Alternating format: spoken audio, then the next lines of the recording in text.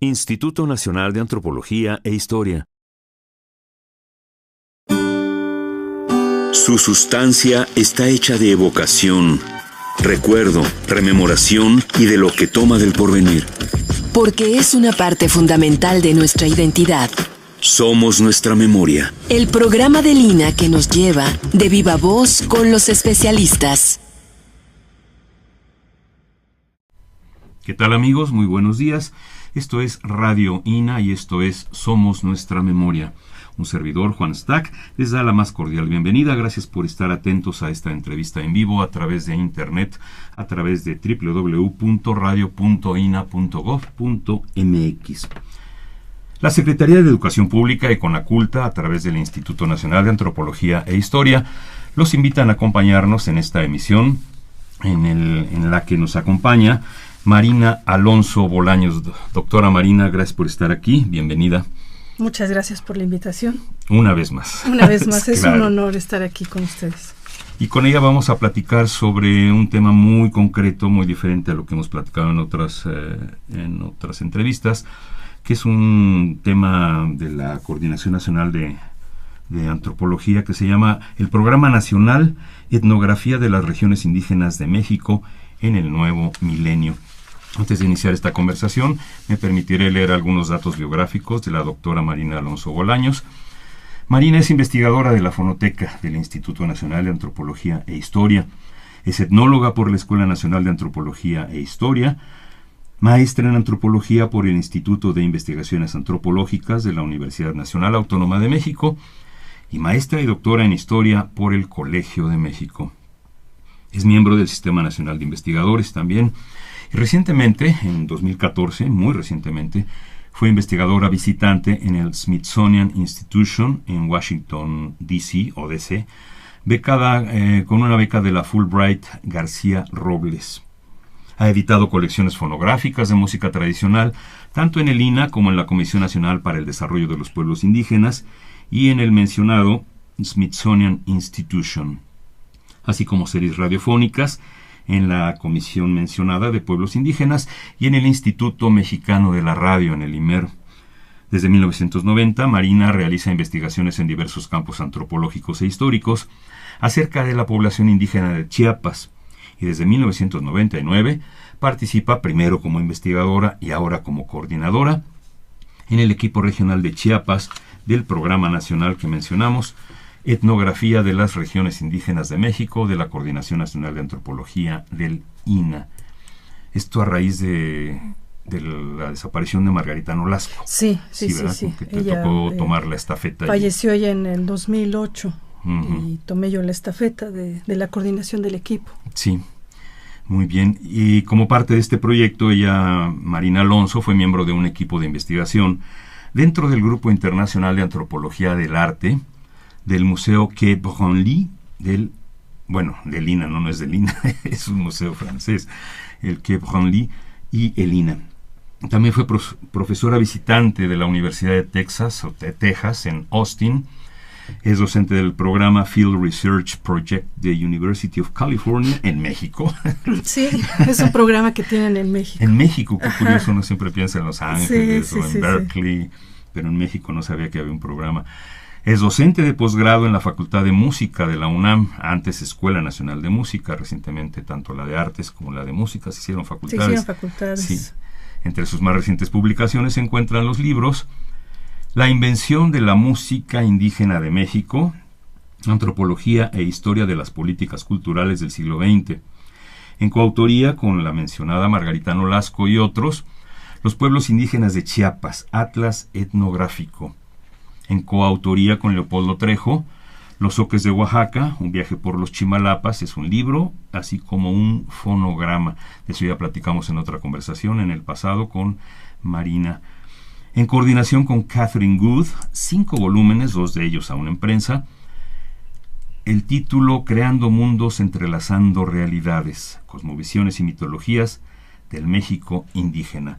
Y Marina Alonso está con nosotros aquí una vez más. Gracias de nuevo, bienvenida. Gracias a ustedes. Y vamos a comenzar a hablar sobre este Programa Nacional Etnografía de las Regiones Indígenas de México en el Nuevo Milenio.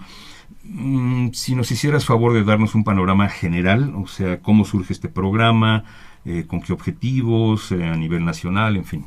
Claro. Marina, por favor. Sí, muchas gracias. El Programa Nacional de Etnografía era antes un proyecto, ahora se ha convertido en un programa de investigación permanente y nace en el 99 en la Coordinación Nacional de Antropología con la idea de ampliar, de profundizar, de enriquecer, de actualizar el conocimiento etnográfico sobre los pueblos indígenas del país, un poco subrayando la diversidad en todos sentidos, ¿no?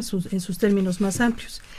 Y se conforman en ese entonces alrededor de 20 equipos de investigación y todos con la idea de trabajar líneas de investigación temáticas, digamos, que pudieran ser comparables en todas las regiones, ¿no? ¿Estos equipos son regionales o son equipos de diferentes disciplinas?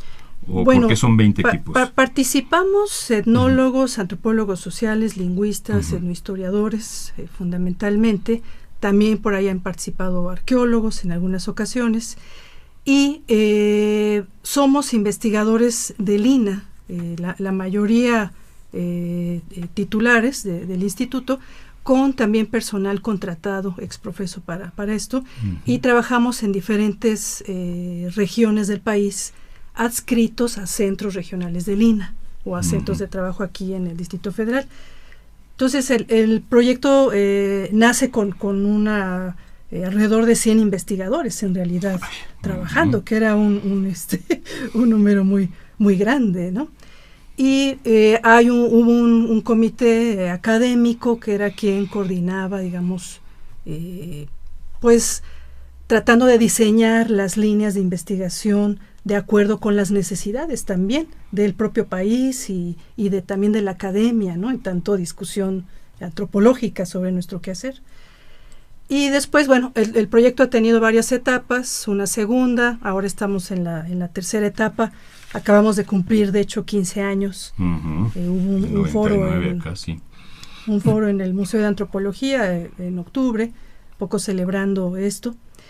Y la tercera etapa tiene 14 equipos regionales trabajando en distintas zonas, en el norte del país, en occidente, en el centro, en el sur, en el sureste. Y bueno, hemos seguido trabajando sobre líneas de investigación que compartimos entre todos para poder tener discusiones que nos encaucen sobre las poblaciones indígenas, ¿no?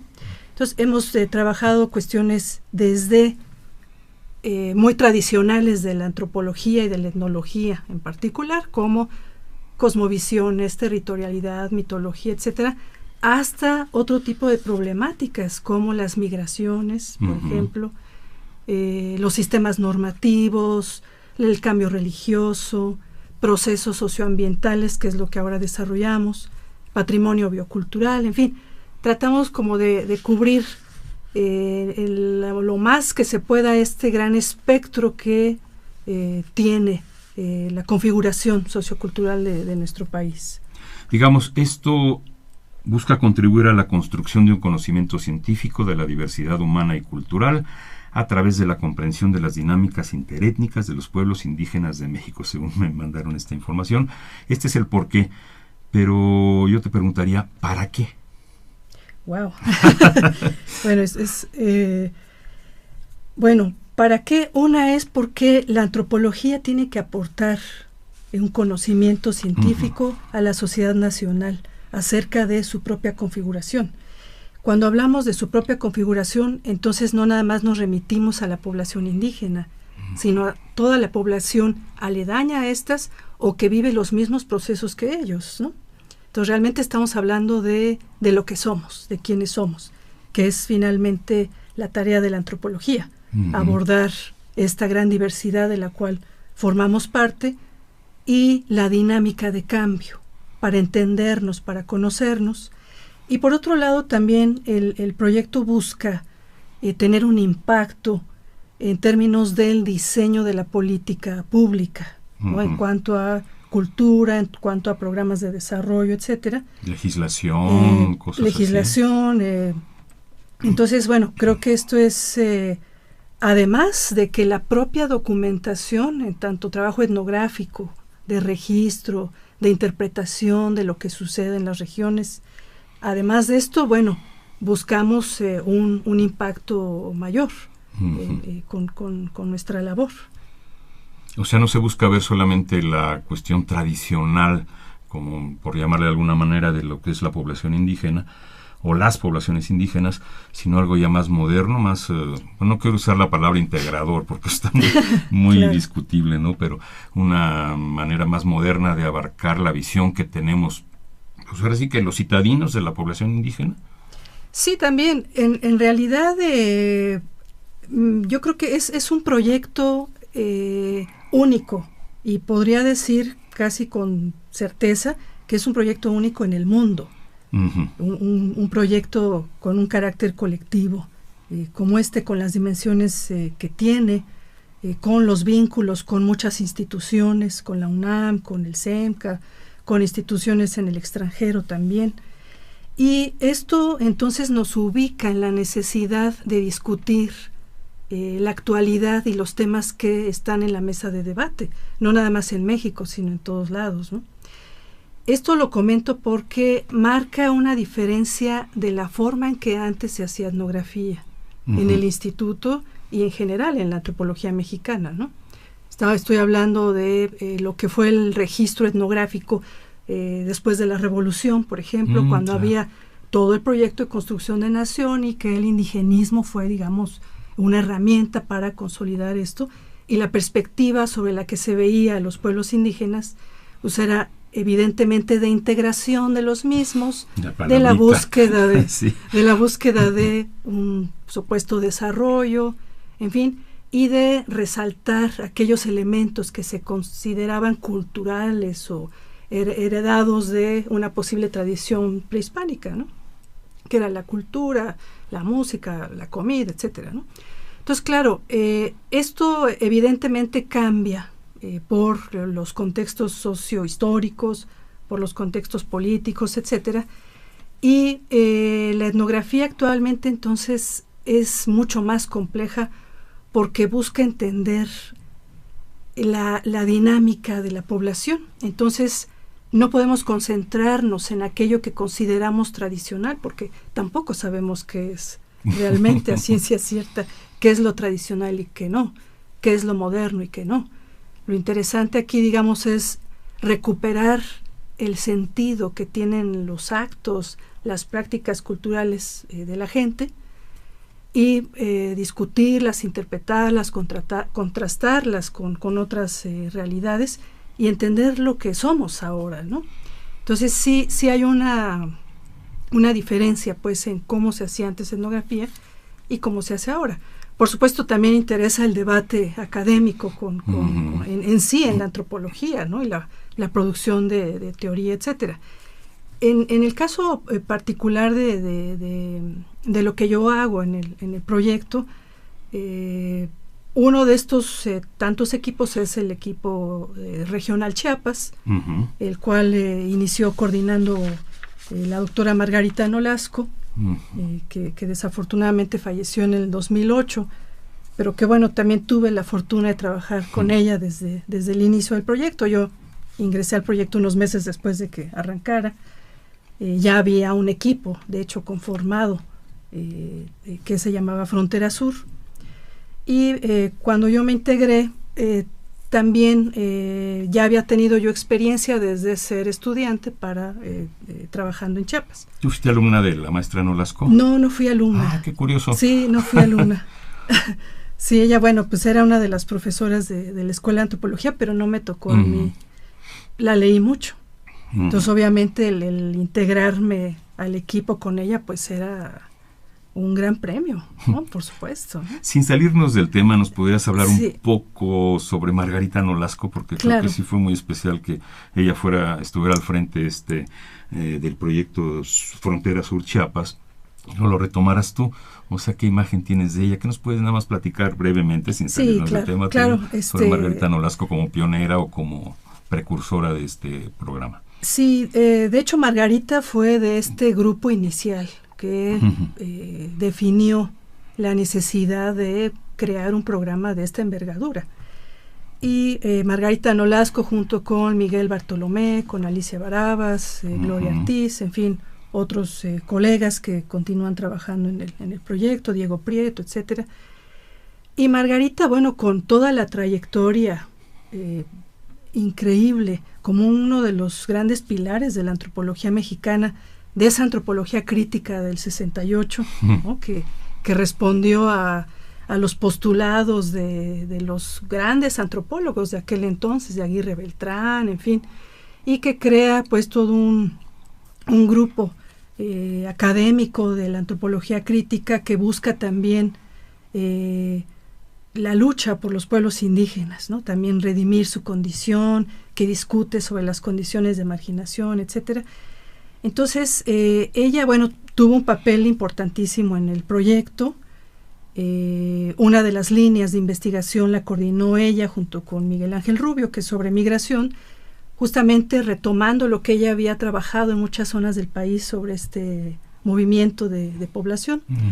Y en específico sobre la migración transnacional. Se coordinó un seminario para darle mayores bríos de discusión a esto. Entonces la figura de Margarita siempre fue muy central. Yo creo que una de las grandes ventajas de su obra ha sido el poder contemplar muchas realidades, que si bien se especializó en Chiapas, en la población indígena, y en particular en los Altos, ella trabajó en muchísimos lados, incluso en Europa del Este, haciendo etnografía sobre pueblos gitanos, por ejemplo, interesante, ¿no? Con un programa de la ONU hace muchos años. Entonces, esa posibilidad de cubrir y de conocer muchas regiones del país y del mundo, pues le dio un espectro muy amplio que nos pudo transmitir a nosotros como los integrantes de su equipo de investigadores. Entonces, además unas ganas fabulosas por vivir y por disfrutar de nuestro quehacer como antropólogos. Fue una experiencia muy linda, ¿no? Muy linda, ¿no? Es entrañable. Se puede hablar de una... Sí, perdón. Sí, no. ¿Se puede hablar de una visión antigua y una versión moderna o contemporánea sobre el indigenismo? No como un choque, sino como una evolución. Bueno, hablaste de Aguirre Beltrán, claro, me acuerdo sí. de Caso, en fin. Sí, bueno, el indigenismo ya no existe, digamos, ¿no? Ah, muy bien. Lo que hace la Comisión Nacional de Pueblos, del Desarrollo de Pueblos Indígenas, pues no es propiamente indigenismo, aunque hay algún reducto ahí, etcétera, sobre la noción que se tenía de lo que era el indio, de lo que tenía que ser. Sí. No propiamente de lo que era. Entonces, sí, digamos, nos sirve entender lo que fue ese indigenismo para comprender nuestra actualidad.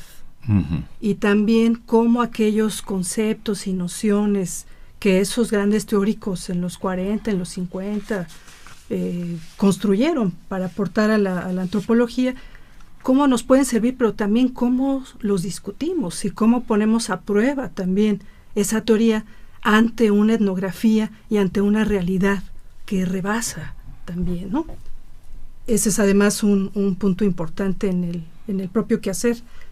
Siempre hay un desfase, como dice Hugo Semmelmann, un desfase entre la creación de conceptos y la realidad, porque la realidad cambia mucho más rápido que la generación de los conceptos con los cuales pretendemos explicar esa realidad, ¿no? Es como la dialéctica, no abstraes concretas, claro. Abstraes concretas. Sí, claro. Entonces, bueno, estamos hablando, digamos, de otros procesos, de otras formas de construir conocimiento distintas, quizá originadas en esa época, pero con otros fines, con otras ideas, con otros problemas.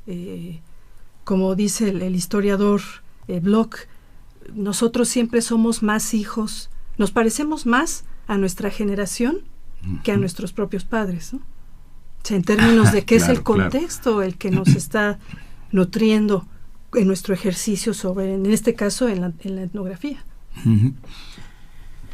A la visión de Margarita Nolasco sobre este proyecto de investigación, ¿Tú le has aportado algo o lo tomaste tal cual, lo has enriquecido, lo has diversificado, lo has evolucionado? Bueno. Te digo, como estando al frente de Sí, claro. Yo siempre digo que estoy muy, muy orgullosa de mi equipo de investigadores, que son mis colegas. Con ellos co-creamos conocimiento, reflexionamos mucho, discutimos en campo, en fin. Y creo que sí, pues hubo por supuesto un cambio en la coordinación del equipo, porque yo había sido parte de los investigadores y ahora me sumo como coordinadora, pero el trabajo se torna más horizontal, ¿no? Digamos, y evidentemente también la propia formación de Margarita también, bueno, pues no es la misma que tengo yo, aunque yo haya también abrevado, ¿no?, de sus fuentes y de su historial académico, etcétera, pero evidentemente también yo tengo otra formación y mis colegas también. Entonces, tú muy musical, ¿no? Además, sí, también es pero sí. Las investigaciones que yo había hecho en Chiapas antes de entrar al proyecto, también eran en zonas que Margarita no había trabajado, en particular en la zona Zoque, que hemos comentado, en la zona noroeste del estado. Y yo creo que el proyecto se ha enriquecido también con nuevas perspectivas, con la apertura a conocer nuevas regiones, etcétera, ¿no? Y siempre tenemos pues esa imagen de Margarita que siempre nos está acompañando, ¿no? A final de cuentas, que sabemos que nos enseñó a comprometernos con nuestro trabajo, a ser siempre muy críticos, pero tampoco a creérnosla tanto, ¿no? O sea, a ganarnos el respeto y a ganarnos esto luchando y trabajando en serio, ¿no? Entonces, bueno, creo que hay una continuidad y al mismo tiempo tampoco la hay. Una evolución, llamémoslo. Exacto. Muy bien. Bueno, los principales ejes de trabajo, según la información que me mandaron, es hacer investigaciones temáticas de carácter colectivo, lo mencionaste al principio, atlas etnográficos, estudios de carácter monográfico, bibliografías, acervos documentales, crear acervos documentales especializados. ¿Nos podrás hablar un poco sobre estos ejes de trabajo, primero como objetivos, para luego ver qué resultados ha habido o en qué van? Sí, claro. Bueno, estos ejes de trabajo conllevan la necesidad de plantear líneas de investigación que hace un momento señalábamos. Por un lado, esta generación de conocimiento científico que sea susceptible a ser divulgado también como una divulgación científica, y entonces para ello se crearon varios campos, digamos, uno propiamente de debate académico, de debate científico, y otro de divulgación. Los atlas etnográficos, por ejemplo, que ahora se han publicado en todo el proyecto, alrededor de 10. Nosotros también tenemos uno de Chiapas. Ya existe, ya materialmente. Ya materialmente publicado. Este es parte del trabajo de divulgación. Hacemos muchas actividades, hay equipos regionales como Querétaro, como Morelos, que trabajan con museografías locales, por ejemplo, que han hecho todo este trabajo. La parte de docencia ha sido muy importante, por ejemplo. La mayoría de los investigadores también somos docentes y se canaliza de esta forma también, lo cual quiere decir que otro de los grandes campos del proyecto ha sido la formación de recursos humanos. Claro, cuadros. Tanto como a través del proyecto mismo, con los colegas que están integrados a los equipos, como a través de la docencia. Y esto ha sido muy interesante porque se ha titulado mucha gente, ¿no? Han obtenido sus grados desde licenciatura hasta gente que está trabajando postdoctorados, etcétera, ¿no? Muchos en este inter, por ejemplo, de los 15 años obtuvimos nuestros doctorados, en fin, ¿no? Entonces ha sido importante. Otros obtuvieron su plaza directamente vinculada a su trabajo en el proyecto de etnografía, ¿no? ¿Qué tantos chiapanecos hay en el proyecto? Creo que chiapanecos pocos, pero chiapanecólogos sí. Chiapanecólogos, muy bonita descripción. Sí, el proyecto en particular con Chiapas había integrado a un colega tzotzil, filósofo.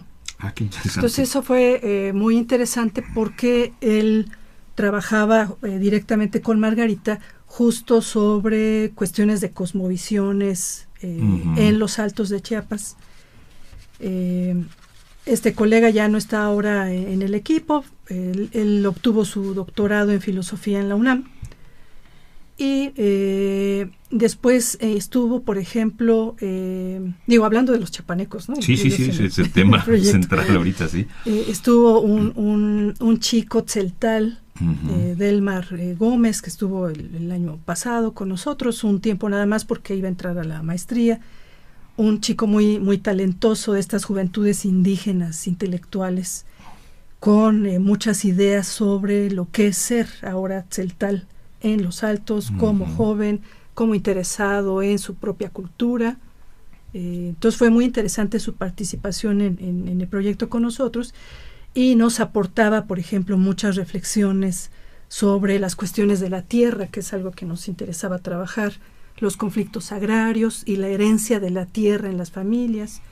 En fin, hemos trabajado con investigadores chiapanecos, de otras instituciones que están adscritos a la UNACH, a la UNICACH, etcétera, y que han colaborado de una o de otra forma en el proyecto de Chiapas. Por ejemplo, han escrito en el Atlas Etnográfico. Ahora está un colega, Fermín Ledesma, que es de origen zoque. Él es maestro en desarrollo rural. Y bueno, ahora también nos ha aportado muchísimo a ver también otras discusiones que no habíamos tenido. En fin, ha sido esto muy rico. Por otro lado, chapanecólogos, chilangos chapanecólogos, pues somos muchos. Que en el equipo somos ahora 5 investigadores. Yo mencionaba hace rato que me gusta mucho presumir a la gente que está en el equipo, porque 2 son doctores, Mauricio Sánchez y Javier Gutiérrez. Javier además es ahora coordinador de una de las líneas de investigación del Proyecto Nacional. Y ellos, como antropólogos sociales, bueno, pues hay una discusión de un altísimo nivel, estupenda. Otro colega que es etnólogo, Alain Giraud, y con él trabaja Tenejapa y también una parte de los Altos, desde una perspectiva también ambiental. Entonces esto también, bueno, nos abona a la discusión. Entonces, bueno, no todos somos chapanecos, pero sí chapanecólogos. Sí. Javier, por ejemplo, trabajó antes de integrarse al proyecto. Él ya había trabajado muchos años en Chiapas, ya había publicado muchas cosas, había hecho mucho campo, igual que yo. Y esto, claro, fortalece, ¿no?, la configuración de un equipo de investigación que estará siempre en proceso de profesionalización, pero no está en ciernes, ¿no? Digamos, ya es. ¿Hay gente de la UNAM? No, aunque estamos como docentes muchos en la UNAM. Bueno, hay gente que da clases en la UNAM o en el Instituto de Investigaciones Antropológicas. Sí, en antropológicas, mesoamericanos o en la Facultad de Música, en fin. Sí hay un vínculo muy importante que ha tenido históricamente el instituto, nuestro instituto con la universidad, por supuesto. Mencionaste ahorita conflictos de tierras y cosas así, pero si algo caracteriza a Chiapas es esta diversidad, palabra ya muy raspadita, pero como que hay muchos conflictos interétnicos. Tú mencionas tzotziles, tzeltales, tojolabales, soques, se me acaban los dedos de las manos para contarlos, y lo que implica en la modernidad, hablando de la época contemporánea, la intromisión las nuevas religiones que llegan de repente de protestantes, hay hasta islámico, hay gente en fin, que esto crea muchos conflictos entre la gente, ya no más por conflicto de tierras, sino de creencias, de segregaciones, de grupos que se cambian incluso de región. ¿Qué tan difícil es manejar todo este tipo de conflictos? Uy, sí es, bueno, Chiapas es como el caso paradigmático de la diversidad en todo, ¿no? Se hablan actualmente alrededor de 15 lenguas indígenas, 14 del grupo macromaya o mayances, y el zoque, que no es maya, es mije-zoqueano. Unas que ya vienen desde orígenes prehispánicos y otras que se sumaron, por ejemplo, en los años 80 a raíz del refugio de los guatemaltecos en México, sí, y que se quedan en México ya como con reconocimiento como mexicanos. Eso es todo un tema, ¿no? Digamos, ese tema de la diversidad lingüística, ¿no? Y ese es, por supuesto, el tema de los guatemaltecos como población desplazada, que también se integra a darnos mayor complejidad a Chiapas. Sí, porque siempre hablamos de migración de los que se van claro a Estados Unidos y regresan, pero no de los que llegan, ¿no? Claro. Hasta los mandaron a Quintana Roo y a Campeche, ¿no? Sí. A grupos de guatemaltecos. Sí. Estaban muy concentrados en Chiapas. Estaban muy concentrados en Chiapas y dos grandes contingentes los mandaron a Campeche y a Quintana Roo, pero quedaron muchos en Chiapas y con localidades ya establecidas, etcétera, ¿no? Y eso es por un lado esta gran diversidad lingüística, cultural, histórica, etcétera. Por otro lado, la diversidad religiosa, que hay, digamos, una dinámica complejísima del campo religioso en términos de la religión como institución, ¿no? Entonces sí, tenemos grupos católicos, islámicos, de judaísmo también, protestantes y evangélicos, bíblicos no evangélicos, y de ahí, bueno, se derivan muchos otros. A veces es de broma que se comente que cada semana se crea un grupo religioso nuevo, ¿no? Y esto responde pues a muchas problemáticas locales, muchas de carácter económico, político, etcétera. A veces los cambios religiosos son cambios de adscripción meramente y no propiamente como de un sentido del culto a algo, ¿no? Ese es también un campo interesante para trabajarse. Pero en efecto, Chiapas siempre es un escenario vivo, muy dinámico, muy cambiante. Y ahí, con respecto a la cuestión religiosa, por supuesto que hay enfrentamientos, hay disputas, etcétera, que a veces van más allá del fenómeno religioso. Y creo que ese es algo de lo que a través de este programa de etnografía hemos podido ver, que las cosas son mucho más complejas de lo que aparentan y que necesita hacerse mucho trabajo de campo y estar allí, y discutir y observar, etcétera. Y hemos visto que muchos conflictos son por las tierras o por la concentración de poder político, etcétera. Siempre hay un eje allí con respecto a los sistemas de poder, que es importantísimo documentar. Entonces, ese es el panorama de Chiapas. Los que conocimos como investigadores en ciernes, ahí sí, antes del 94 Chiapas y después del 94, pues también pudimos ver que no fue nada más el 94 lo que detonó tantas cosas. Siempre ha habido muchos conflictos, porque también los conflictos son inherentes a todas las sociedades. Aquí es documentar cómo son, ¿no? En el sentido de cómo toman diferentes mecanismos culturales para solucionar unos, para no solucionar otros, que les permitan la reproducción social, ¿no? Y este devenir. Entonces, Chiapas sí es complejísimo. Quizá otro investigador, cuando hable de sus regiones de estudio, también va a decir lo mismo. Todos decimos que es complejísimo nuestro tema. Un detalle, como mencionaste, el 94, lo de la proscripción del alcohol en todas las zonas zapatistas, se me hace maravilloso, por ejemplo. Sí, claro. Justo, ¿cómo son esas formas de organización locales que crean sistemas normativos que responden a las necesidades concretas, históricas en una localidad? Pero también cómo se transgreden, ¿no? porque bueno, también es cierto que se prohíben, pero también porque se hacen, ¿no? Ajá. Entonces, eso es muy chistoso de observar, ¿no? ¿Qué es lo que se dice que se hace y qué es lo que realmente se hace? Bueno, sí, es otro aspecto. Queremos recordarle a nuestros ciberescuchas, cibernautas, que estamos aquí en Radio INA, en www.radio.ina.gov.mx, platicando con la doctora Marina Alonso Bolaños sobre este Programa Nacional de Etnografía de las Regiones Indígenas de México en el Nuevo Milenio, y concretamente con el programa Frontera Sur Chiapas, que coordina la doctora Marina Alonso, como ya hemos dicho. Transmitimos desde la colonia Roma de la Ciudad de México, capital de la República Mexicana, para todo el planeta, y continuamos esta conversación con Marina Alonso. ¿Hablaremos ya de resultados o seguimos entrando en temas? Es que hay temas interesantísimos, sí, hay como lo del muchísimo. chamanismo y nahualismo, lo de la migración, que ya lo mencionamos un poco, los procesos rituales, la cosmovisión y mitología. ¿Qué me sugieres tú? ¿Con qué me sugieres que continuemos, o algo sobre los resultados del programa? Podemos ligarlo sí. al mismo tema académico, digamos, y hablar un poco ya de resultados muy palpables en términos de la publicación, etcétera, ¿no?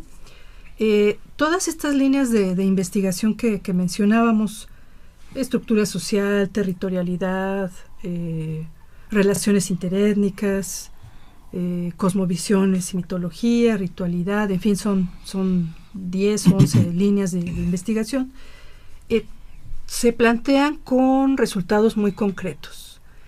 Por un lado, el mismo proceso de generación del conocimiento es ya un resultado en sí, porque llevamos a cabo seminarios de investigación en los cuales invitamos especialistas de la UNAM, de muchas otras áreas, que ha sido también una tradición de nuestro instituto, del INA, siempre integrarse a las discusiones que se dan en otros lados.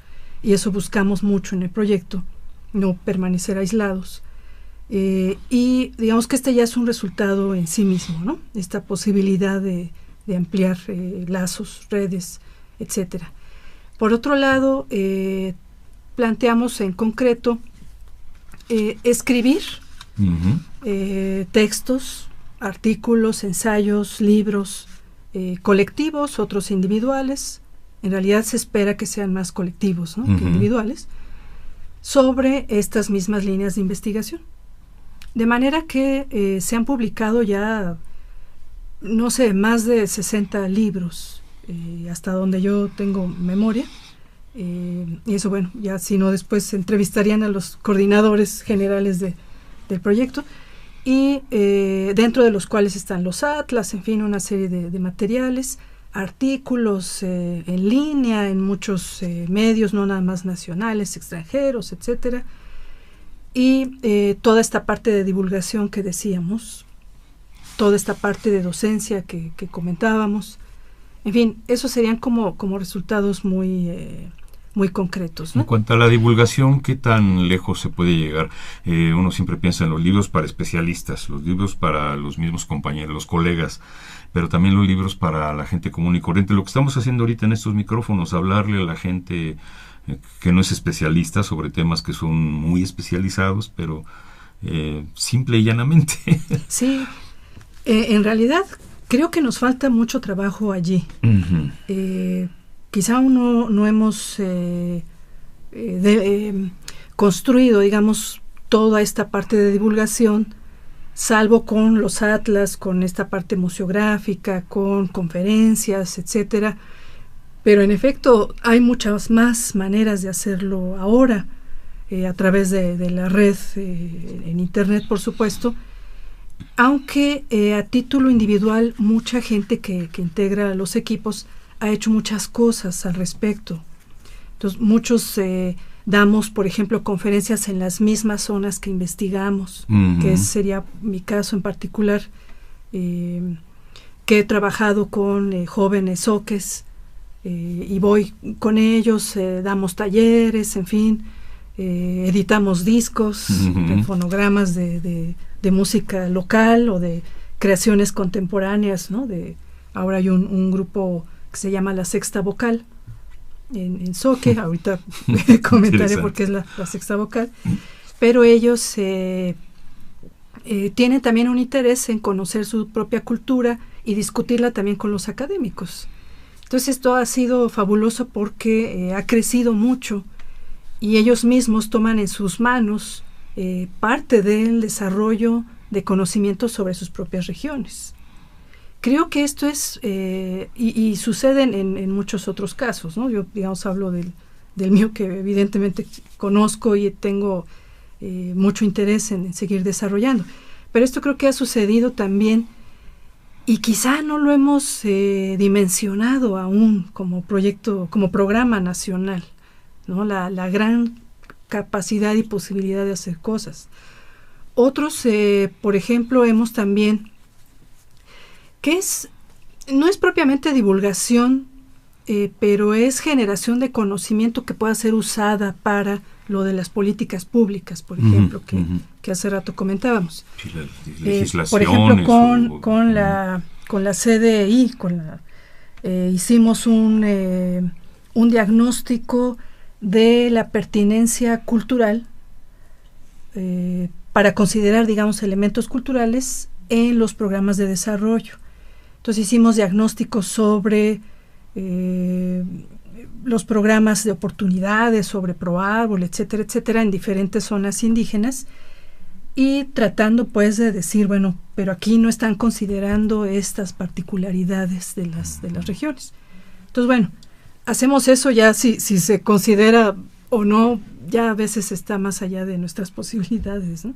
Pero digamos, es un aporte que hace el mismo instituto a esto. Y es un producto también muy concreto de nosotros. Sí, el influir en políticas públicas, claro, para evitar el paternalismo. Claro, Esa es la, ¿no? Que ponemos entre comillas siempre la integración, claro. que no es tal. O el considerar que la población indígena es homogénea. Uy, no. O en Chiapas, por ejemplo, son tzotziles, ¿no? Bueno, pero no son unos tzotziles. Hay una lengua tzotzil.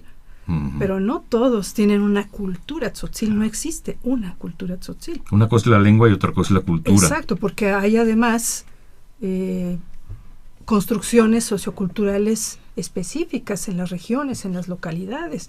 A veces son tan diferentes de una localidad a otra que eso no se está viendo desde la perspectiva de la política pública, sino que se generaliza. Entonces eso genera muchas problemáticas locales para la ejecución de los programas, para su seguimiento, etcétera. Entonces también algunos hemos trabajado cosas así. O también, por ejemplo, hemos trabajado aportado investigación para la declaratoria como patrimonio inmaterial, cultural de la humanidad, de ciertos elementos en ciertas zonas. Esto es un poco complicado, es un tema complejo, es un tema difícil, pero bueno, también el hecho de participar en los procesos de investigación, en las declaratorias, etcétera, ha sido un trabajo importante que muchas veces ha tenido resultados muy importantes para las localidades, otras veces no. En fin, es un poco un arma de doble filo, pero lo comento en tanto las posibilidades que tenemos a través de este proyecto de hacer cosas así. En mi caso particular, por ejemplo, participé en la investigación para que la danza de parachicos se declarara como patrimonio inmaterial, como parte de la lista representativa. Y bueno, pues fue algo interesante trabajar con la gente también del instituto para generar esta declaratoria, en fin. Y a veces pues no sabemos los resultados que ello vaya a tener o qué consecuencias hay sobre ello, ¿no? Pero es como considerarlo parte de todo este gran panorama que tenemos para poder hacer nuestro trabajo en cuanto a la etnografía de las poblaciones indígenas, ¿no? ¿Me podrías hablar sobre esto que llaman patrimonio biocultural de los pueblos indígenas? Sí, esta fue una línea de investigación que coordinó Ekar Buege, el doctor Ekar Buege, investigador del Centro INA Veracruz. Él, lo que él tenía interés era que se documentaran estos procesos que integran la parte, el medio ambiente con la cultura, y que son para la gente, para las regiones, parte de su patrimonio. Entonces él lo llamaba así como patrimonio biocultural. Los resultados de esa línea están ahora en proceso de dictamen, en fin, pero ya todos los equipos regionales hemos entregado nuestros documentos y esperemos que se publiquen pronto, porque salieron cosas interesantísimas, ¿no? O sea, desde conocer, en términos generales, qué ideas tiene la gente sobre su ambiente, digamos, sobre su entorno, el uso que se le da a las prácticas agrícolas, los problemas que hay con los megaproyectos, etcétera, hasta también discusiones que, por ejemplo, tuvimos nosotros en el equipo Chiapas sobre qué es el patrimonio y qué no es. O sea, si lo estamos viendo desde una perspectiva que tal vez la propia gente no lo tenga, ¿no? Y si estamos como tratando de construir un patrimonio sobre algo que no lo es. Y por otro lado, tratar de documentar lo que la gente considera como lo suyo, ¿no? Como ese lo nuestro que construimos, que simbolizamos, que cargamos de sentido, que es importante, que tiene un manejo específico y que también está en pugna, por ejemplo, ¿no? Que puede estar en disputa entre pueblos indígenas, en fin, un poco por ahí es a raíz de esta línea de patrimonio biocultural, nace esta otra línea de procesos socioambientales, que es la que ahora desarrollamos.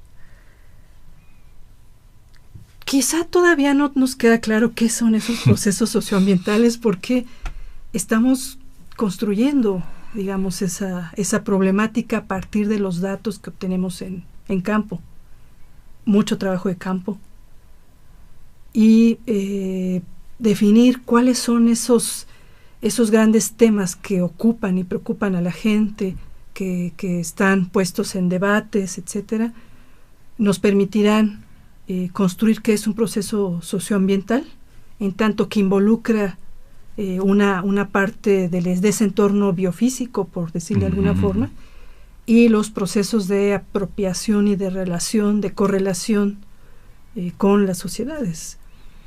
Un poco por ahí estamos con esos temas. Pienso en las cuestiones también artesanales o artísticas o, incluso manifestaciones del llamado patrimonio intangible, como la música, que es una de tus especialidades, una más de tus especialidades. Quisiera poner como ejemplo esto que a mucha gente le pone el grito en el cielo, porque como que hay un rock tzotzil y que hay grupos de rock, no, ya están penetrados, ya la migración los afectó, ya les hizo daño. Realmente le está haciendo daño que tengan otras manifestaciones culturales más modernas, que no estén tocando música tradicional, como dices tú por ahí en un artículo, con el tamborcito y la flautita, sino que ya con instrumentos eléctricos y en su idioma, claro, rock en su idioma, pero ya con una manifestación totalmente estadounidense o extranjera. No sé cómo abordarlo. Sí, me parece que es un punto muy, muy importante, porque yo con el programa de Chiapas he tratado de hacer confluir muchos de mis proyectos de investigación o de temas y problemáticas que me han interesado. Y por supuesto una de ellas es la música, ¿no? La música en tanto expresión cultural, como una forma expresiva de un grupo, de un sector, de una colectividad, etcétera. Y digamos, la música no está desvinculada de todo esto de lo que hablamos, como a veces parece que es como que la música es un adorno, es meramente ornamental, etcétera, o también se piensa que la música es solamente para que llueva y para ofrendar a los dioses. No, es mucho más complejo que eso. Entonces las poblaciones indígenas son tan modernas como nosotros porque estamos inscritos en el mismo proceso histórico, ¿no? Y entonces la oposición entre lo tradicional y lo moderno no nos sirve para explicar eso, ¿no? Nos deja igual o peor. La música siempre ha cambiado, al igual que todos los elementos de la cultura de una sociedad, ¿no? Y en ese sentido, pues también abreva de lo que tiene en ese momento allí, en este caso con los instrumentos eléctricos para tocar rock o para tocar cumbias o para tocar también aquello que se presenta como posibilidad para que la gente acceda a ello.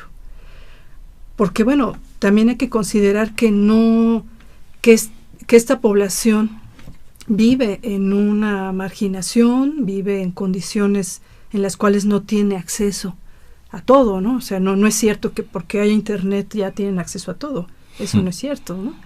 Entonces, bueno, ¿a qué tienen acceso? Bueno, pues a ciertas cosas y tomarán a veces de manera crítica una música comercial u otra la desechan, en fin. Eso es parte de la misma dinámica. Entonces sí, últimamente, bueno, ya desde hace muchos años existe el rock tzotzil, el batsi rock que se llama, que se generó en los Altos como un movimiento. Hay muchos grupos musicales actualmente, muchos. Está de moda. Todos los investigadores quieren investigar sobre ello, están en eso. Todos los etnomusicólogos quieren abordar esos temas. Y me parece que es muy importante y muy pertinente siempre y cuando no se vuelque todo hacia ello. Es decir, primero se dejaba de lado estas músicas porque solamente había una construcción de lo que se creía que tendría que ser el indio, con flauta y tambor, y todo lo demás no existía. No querían oír otras músicas. Y de pronto ahora pasa todo lo contrario, ¿no? Que todo el mundo nada más quiere oír esas expresiones contemporáneas y todo lo demás, ¿qué? ¿No? Entonces me parece que el punto aquí es considerar también esta gran diversidad. Yo a raíz de esto he estado trabajando sobre cuestiones que vinculan a estas poblaciones que deciden tocar otras músicas sin dejar de tocar sus músicas tradicionales, por llamarles de alguna otra forma, y entender cómo resuelven ese acceso a lo que consideran nuevo. Entonces, estuve hace unos meses en Smithsonian Institution, haciendo una estancia de investigación, y buscando documentos y trabajando con gente, por ejemplo, de los nativos americanos, investigadores o portadores de cultura que se llama, para ver cómo era la situación en sus propios sectores, en sus propias localidades, frente a fenómenos como del rock indígena aquí, ¿no?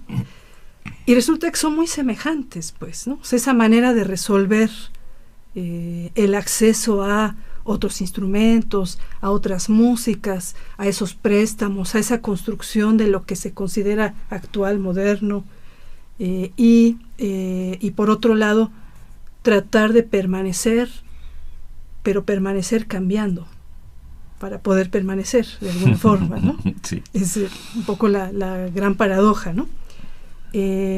Entonces creo que en este caso la música queda muy bien inserta en toda esta trama.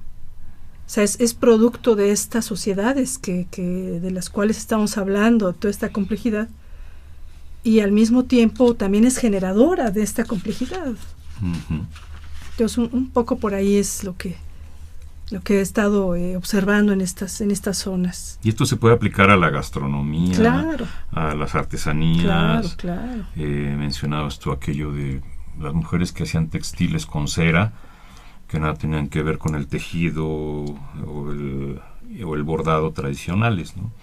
Claro, porque empezaron a hacer unos textiles con batik, porque se adscribieron al Islam como un grupo determinado en San Cristóbal de las Casas de origen tzotzil, Y entonces sí hubo un choque ahí. ¿Qué pasa con los otros textiles entonces, no? Pero entonces estos ya no son tradicionales.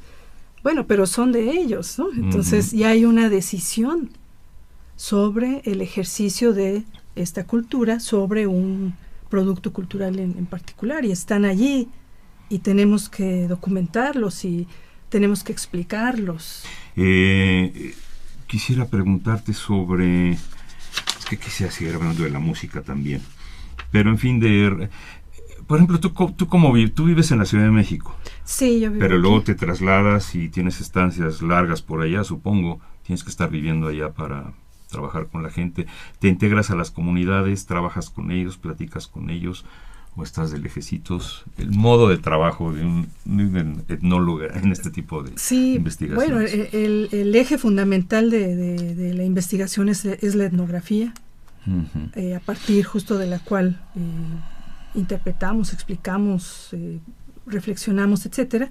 Y esto implica pues el traslado a Chiapas. Sí, yo vivo en la Ciudad de México y comentábamos con otros colegas que a veces creemos que hacemos más trabajo de campo viviendo aquí que los propios chiapanecólogos que viven en Chiapas, ¿no?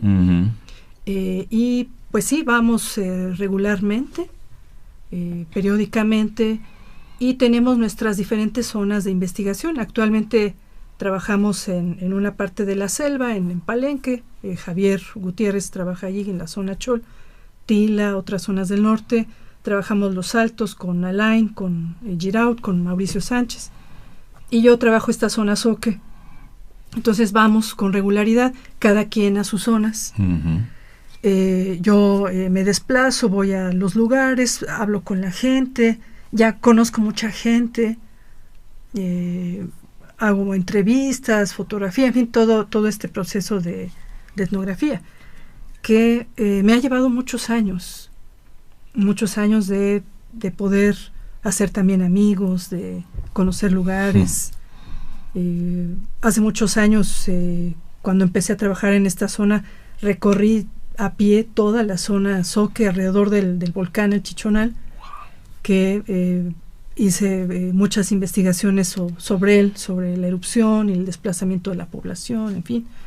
Entonces digamos que es como mi zona. Yo hasta les digo de broma que me siento Zoque también, de corazón. Qué bien. Por este trabajo constante, continuo, etcétera, ¿no? Y los zoques no existían a los ojos del mundo hasta que explotó el volcán Chichonal, ¿verdad? Además, claro, sí. Chichonal dice, existían ahí, claro, una comunidad. Y como no usaban todos el traje tradicional, no fueron sujetos de estudio como lo fueron en los años 40 y 50 con los proyectos de Harvard y Chicago, los tzotziles y los tzeltales, pues los zoques nadie los vio. De hecho, a la fecha podemos decir que hay todavía poca investigación en torno a esta población, que no nada más están en Chiapas, sino que han migrado a Guadalajara. Hay un investigador de origen zoque que trabaja, Fortino Domínguez, que trabaja con los zoques de Guadalajara. Están también en Boston, parece ser que hay un grupo ahí también de migrantes, en Veracruz, y la población que está en Oaxaca pues es otra población zoque. Se nos acaba el tiempo y quisiera yo pedirte que le recomendaras a la gente que nos escuche, nos atiende a través de la internet, cómo acercarse a estos temas, cómo nutrirse más, alguna bibliografía, algunas direcciones de internet, cómo empaparse de estos temas, los que estén interesados. Claro, muchas gracias. Sí, bueno, lo que nos gustaría mucho, hablo como por todos los colegas, es que nos leyeran, por supuesto, claro, ¿no? Que leyeran la divulgación, las series del Programa Nacional de Etnografía. Están en las librerías de Lina. Son muchas obras para muchos temas de interés, en particular que nos leyeran lo que hemos hecho en Chiapas. Consideramos que hemos aportado otras formas, otros conocimientos, otras regiones, otras perspectivas que son quizá muy actuales. Entonces, que nos lean. El programa tiene una web, pueden tener el link de la página del instituto, Y constantemente, bueno, estamos en las ferias del libro presentando obras, etcétera, ¿no? Creo que sería un gran honor que nos pudieran leer y tener estas otras perspectivas, en particular de ese Chiapas indígena actual. Acabamos de editar los tres volúmenes de una serie de 5 sobre cosmovisiones y mitología que coordinamos Catherine Good y yo. Están también ya a punto de estar en las librerías de Lina. Sería interesantísimo también que el público las leyera, que comparara las diferentes zonas con respecto a estos temas. Y finalmente, bueno, creo que tengo como medio minuto, pero quisiera comentar rápido. Hay mucha producción etnográfica que creo que nosotros hemos impulsado. Actualmente hemos puesto en mesa de debate el tema de la etnografía. Entonces, en muchas instituciones están escribiendo mucho y están actualizando la información sobre la población indígena rural y urbana, las mezclas, en fin, el tema de las ciudades es un gran tema, en fin. Muy bien, pues con esto concluimos. Muchas gracias, doctora. Muchas gracias Marina Alonso Bolaños, por esta conversación. Muchas siempre gracias. Se quedan cosas en el tintero, Sí. pero tenemos que terminar. Muchas gracias. Pues así es, de la conducción un servidor, Juan Stack, a nombre de Radio INA, da por terminada esta emisión, que fue posible por la generosa participación de Marina Alonso Bolaños, y con ella hablamos sobre las regiones indígenas de México en el nuevo milenio y la etnografía de estas regiones. Le recordamos a nuestros escuchas que pueden consultar más de nuestra producción a través de www.radio.ina.gov.mx. Agradecemos el apoyo de Pedro Francisco Sánchez Nava y Luis Alberto López Guario.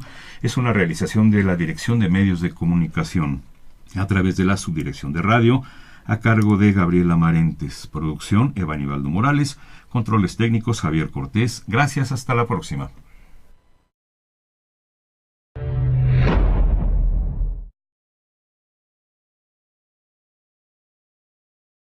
Instituto Nacional de Antropología e Historia. Conaculta. Las opiniones y comentarios aquí expresados son de entera responsabilidad de quienes proporcionan la información y no representan necesariamente las opiniones de Radio INA ni comprometen el pensamiento editorial del Instituto Nacional de Antropología e Historia.